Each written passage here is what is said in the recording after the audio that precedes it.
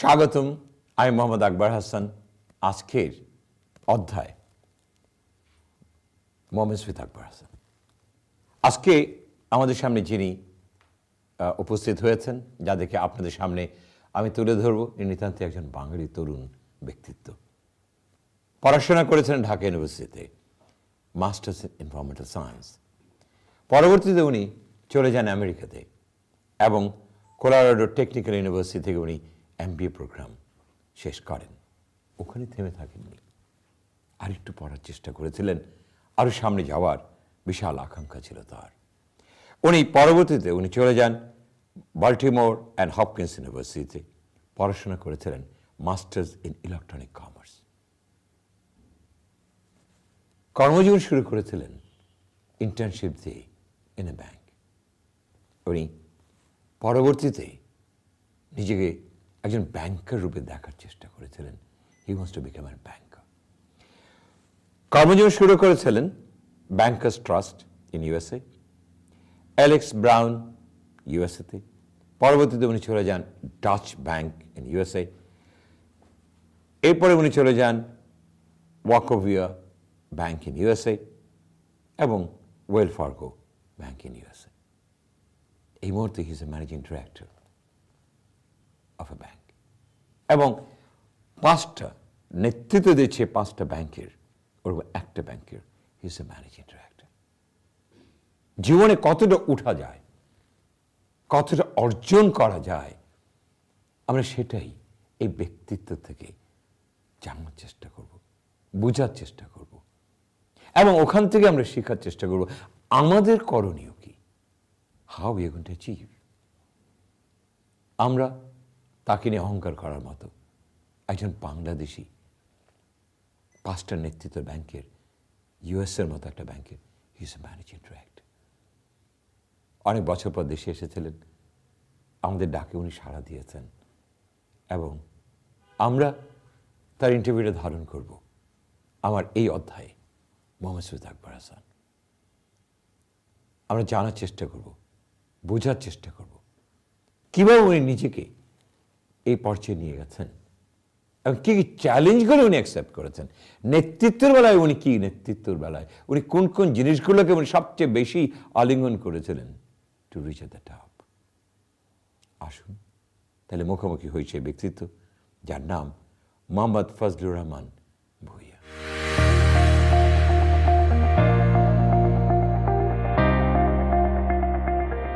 Assalamu alaikum. Sir, how are you? Fine, how are you? Oh, I'm fine, absolutely fine. Thank you very much that you made your time to meet us, and we are very fortunate and we're delighted to see you in Bangladesh after couples of years. And after how many years that you stepped in? First, I'm glad to be here. All Second, right. it's almost 7 years. Almost 7 years. Yeah. Good. Mr. Rahman, we just want to know, because you are from Bangladesh and now you're an American citizen as well, and you reached to the top and you're managing director of a bank, and if I'm not wrong, the 5 largest bank in the US, and Yes. your bank is one of them. Yes. So I want to know, how did you cultivate your success stories and how did you made it? I think it's a long journey. Mm-hmm. I think you start with the intention and a desire, with a plan, what you are looking for, and you keep working on it, right? So I always wanted to be in the banking sector. I actually had a pretty good role model with regards to education, what I wanted to do. So that helped me to pursue my educational journey. So when it comes to the professional career, I don't think I had any banker in my family, but I was the first one to try to do banking. Mm-hmm. So I had my goal set from the time I was blessed to finish my MBA.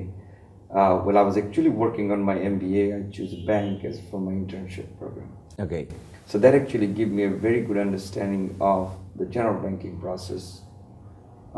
But then I realized that there are so many different sectors that you can pursue as a career. I choose to stay in the investment banking or the capital market side. Mm-hmm. So which is a very good step up from the general banking internship that I have done. But actually it's all about keep trying, not making yourself stale, intention to learn, look for an opportunity, and gain experience and try to contribute. Okay. So, what were the things that you really cultivated to move forward? That's what you said, you have a vision to move forward. And I'm sure that you have lots of troubles to move forward as a Bangladeshis, working with white skins. I'm not sure how much is true, but how did you manage to come up? So I think that the number one challenge for us to pursue a career in a corporate environment in America, especially in Wall Street, is the communication barrier. Right? It's a pretty dominant and fast-paced environment. The opportunity for error is very low. Patience and expectation is patience is very low, expectation is very high, and competition is an extreme level. You're not going to see a level of competition that you're going to see in the investment banking or capital market side compared to like in a .com or pharmaceuticals. Competition is everywhere, but actually it's a very small world with a lot of stress and anxiety. Transaction and a volume of money is very high. So it actually all boils down to one thing, is that you have to have a thick skin about dealing with the circumstances, dealing with the fire, not make anything personal and move on. I think when it comes to the competing, it's actually a good thing, healthy thing. It is not, I don't look at it as a negative way. And I think that you continue to try to prove yourself as a better person. You have the ability to deliver better than someone else that's trying with you. When your ideas and effort and honesty and intention all come together, it always rises on the top. Well, next thing is what I want to ask you. What were the challenges that you faced? So challenge-wise was, I think that it goes for anyone that won't interested to learn and do different things. First, you have to know your domain. You have to be expert matter of the things that you are working on, right? And I also believe that another thing is very important. We always tend to operate very selfish way, right? That, what I achieve or what I get done for myself. I think that the question should be, what did I do for the company? What did I do for my team? What did I do for my environment, right? Because the challenge that an individual faces is actually a team challenge. It's actually a company challenge, right? When you are in a professional environment, this is not your personal space. You have your personal problems that stays with your personal life, but when it is in the office, these are actually company challenges that you deal with, right? So we have to contribute to the company problem first. What are we contributing to the company? And if we can understand the environment and the company we're working for, and then we take that knowledge and apply with our practical experience, I think that your personal growth comes to play. Okay. But you cannot just achieve your personal growth by continuously focusing on yourself.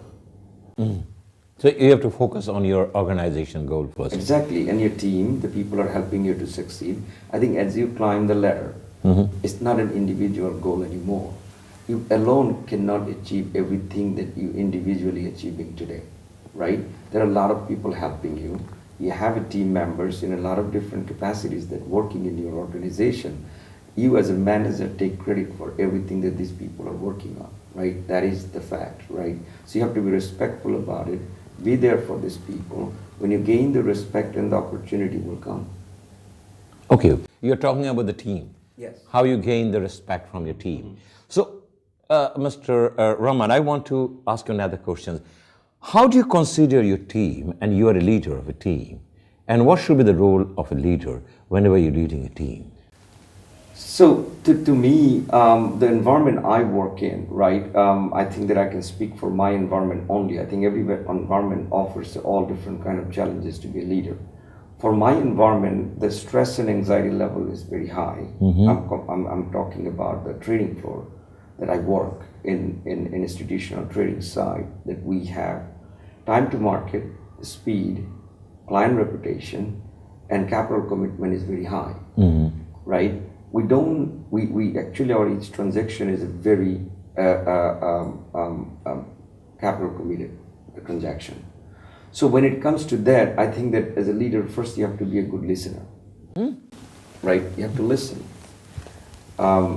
Second, you have to have a domain knowledge. You have to have that fifth sense to help people with the leadership. It doesn't necessarily mean you have to solve the problem. It doesn't necessarily mean you are able to execute your plan right away. But what first have to happen as a leader is in a crisis, or even in a growth opportunity or planning discussion standpoint, respect other people's opinion, take it into consideration, and then build a conscious around what you're trying to achieve.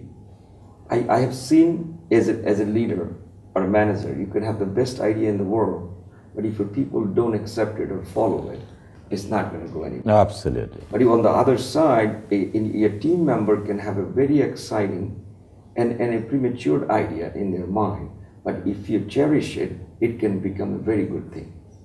Excellent. But how you consider as a leader, a man of patience, a man of contribution, a man to lead?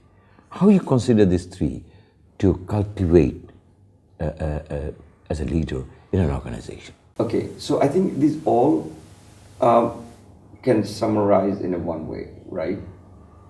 The end result is, I believe, I'm a believer of end result. Absolutely. I'm not that much of a person to hang on what happened, what process we followed. I think that the world we live in, there are two things: time to market and a positive result. As long as these two things come together, it's a good day and a happy day, right? So that's the way I built. I fortunately or unfortunately spent 16 years of my career on a trading floor. From 7 a.m. to until 5 a.m. is a madhouse. Okay. Is it in the Wall Street? It's on the Wall Street. Yeah. I learned. I was fortunate to get an opportunity. I should not. I'm very blessed that so early on, I was hired to work to build a trading floor from ground up. So what is happening in the industry today? Market been downsizing. You don't have those opportunity anymore. What you read in a paper is that there are business closing down. There are trading floors that they're downsizing. The UBS discontinued their trading operation in America, HSBC. There are a lot of stories out there. So the trend in the market after 2009 is the trading opportunity is shrinking. So newcomers, opportunity, I believe, is not there the way I was fortunate. So I was fortunate to design, plan, and build a 400 traders trading floor in Baltimore. Oh. I had the same opportunity second time around to build in Park Avenue, which is second district of Wall Street. So I have a very unique experience doing what I did for last 16 years. But what I was referring to, that it was always a very fast paced, very demanding environment. So end result is the key to determine the leadership, patience, and other things. Well, that's what I said, contribute to the organization. Contribute. So you have to be there for the people. You have to listening to the people. You have to manage your client. Your clients are very demanding and high powerful clients. They have a very little patience. I think it is a skill. It's an art than a science, to be honest with you. When you continue to be passionate about doing something and continue to put your time, continue to learn from the people, continue to learn from the environment, I think that it all starts to come together. In trading floor, we call it a guts. Okay? Like, you can wake up in the morning, you can say, okay, I can make money on a Microsoft by reading to all of this research that you have seen. Somebody actually goes other way, might put it on a Dell, and turn out to be Dell was the right thing. And we always ask the trader, how did you make that decision? It was against the norm. All the research and everything, I'm just giving you an example. And the trader will say that, you know what, it's the guts of doing it for 20 years. You can see it, you can feel it, you can understand, you look at your research. So I think that success is not, leadership is not a contribution of a one factor. Okay. I don't think that there is a one simple answer for me to give it to you to say that, hey, I just came to office at 6 a.m. and went home at 10 p.m. and that helped me to be successful. or I just came home and learned everything that my boss asked me to learn. And no, actually it is a combination of 10, 15, 20 things that you have to continue to be interested and stay on the top of it. And when you pay your dues, it all comes together. Okay, good. But on the last questions, what I'm going to really ask you, but as a leader, what we always read and what we do, that we always makes my team more enthusiastic. Mm-hmm. And how you think about it as a leader? So to energize, basically it's the energizing. Yeah, how to energize your team. I think a couple of things. Okay. I actually had an experience, that a lot of people I hired, I will not give you the name of the universities, but actually these folks supposed to be in the industry that I'm in. Mm-hmm. They took the job, walked around on a trading floor for a couple of weeks. They could not handle the level of effort they had to face from the traders, okay, and resigned. Oh. Right? So there are things that are not for everyone. There are things actually it doesn't matter how difficult it is, it's for them. People like to climb Mount Everest. Actually, it's for them. And I'm actually scared when I'm riding up the hill, right? So I think that's the most important thing to energize folks. You have to select the right group of people. Okay. As a leader, that's important. Because if you don't have an interest, that person is wasting their time, I'm wasting my time, right? So that's the one thing. And second, to energize, I think that when you have a right group of people, I believe there are three things always energize people. Respect, mm-hmm, listening to their opinion. End of the day, there is a reward. Reward can be so many different kinds. mm-hmm. Not everybody look for money as a reward. Really? People look for a recognition, people look for a respect, and people look for a financial achievement. I think that if you can offer all three, that's the great environment for people to be energized. How you consider to find out the right person in the right place? That's what just you said it, to find out the right person in the right place.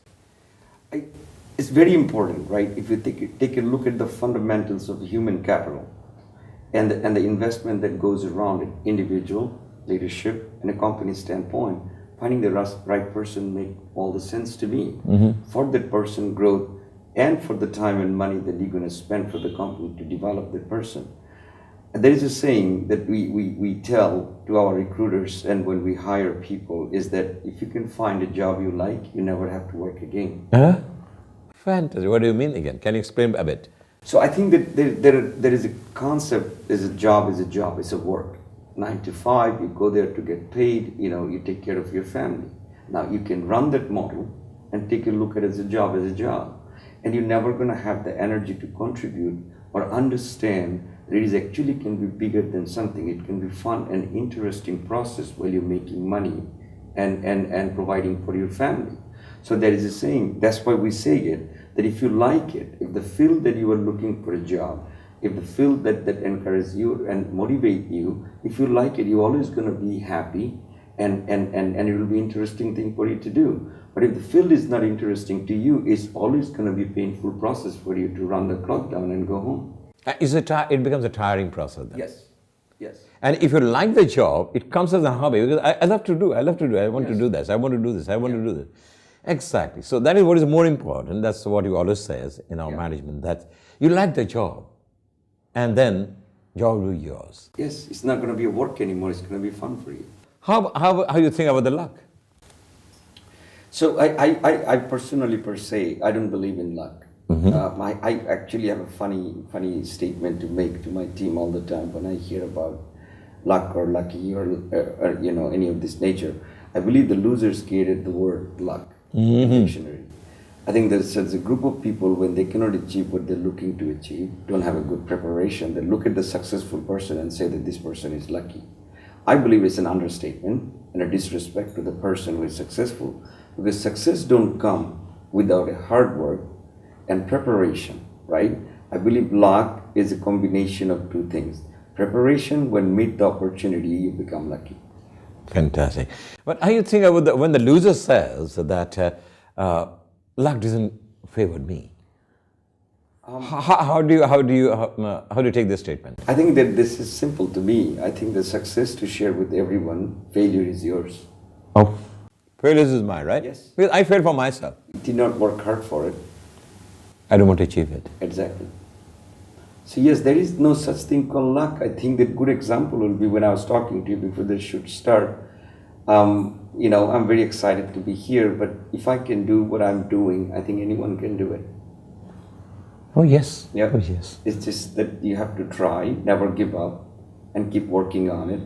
At one point, it will start coming together for you. You keep on moving. Yeah. Honesty, hard work, and learning. If you never give up, opportunity will knock on your door. But one thing you said at the end, that's a learning, that we need to keep on learning. It's a continuous process. So I think that until you die, you have to learn.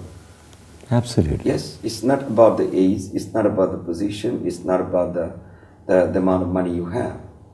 I think when we as a human start to tell ourselves that I don't have to learn anymore, that's when we start to hurt ourselves individually, society, and a family. Life is always about learning. Now, it doesn't have to be in a work, it doesn't have to be in the family, but it always should be somewhere, because the wealth of knowledge is always important wherever you go. Well, Mr. Rahman, I always say that if you don't learn, you can't do anything. You become stale. Yeah, and you're a dead man. And you fall behind of time. Oh yes, because every concept is changing every day. Yeah. And if you don't learn, you can't update yourself. Do you agree with me? It's simple. If you want to stay put up or stay current with the current world, it's moving at the speed that the only learning can keep you current. Yep. Not how many technology tool you have or how many places you're traveling. That's not enough in the globalization and the constant moving world and technologically advanced world that we're living in today. And it's not going to get any easier in the future. It's going to continue to be advanced and modified and moderately in the one we know today. So keeping yourself current is the right way to contribute. Excellent. Thank you very much, Mr. Rahman, for being with us, and we really appreciate that you had been kind enough to give us an interview, and we are going to air it across the country. Thank you. As well as across the world. Thank you. And wish you all the best. And we are fortunate that you are Bangladeshi, and we are looking forward to see you more fortunes to come. Thank you. Thank you very much.